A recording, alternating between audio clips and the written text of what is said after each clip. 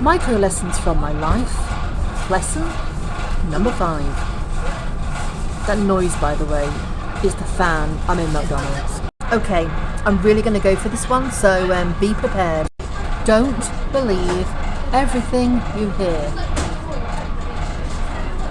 No salt. Not every story that you hear is actually the truth. Some people speak to control perception, or to protect themselves, or just to sort of like shape how other people think.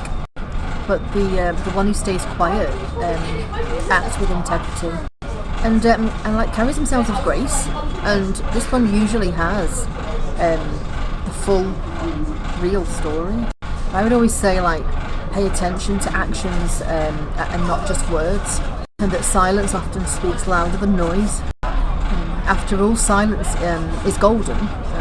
That's true. And it's when the silent one speaks that people need to really worry, because that's when truth is told. And not every story that you hear is complete. People often speak from their own perspective, from their fears, and like from their insecurities. And can I just say, these nuggets are really good. Always leave space for the parts that weren't said, and also the truth that lives between the lines.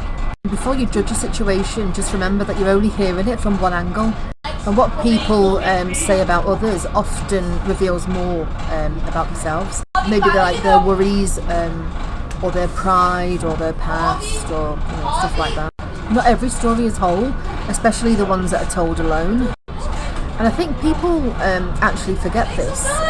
When one person talks and the other person stays silent, it doesn't mean that the one who stays silent hasn't got anything to say. Sometimes it just means that they're choosing like grace over gossip, and that's usually where the truth lives. And just remember that noise isn't truth. Truth is the one that doesn't need to shout.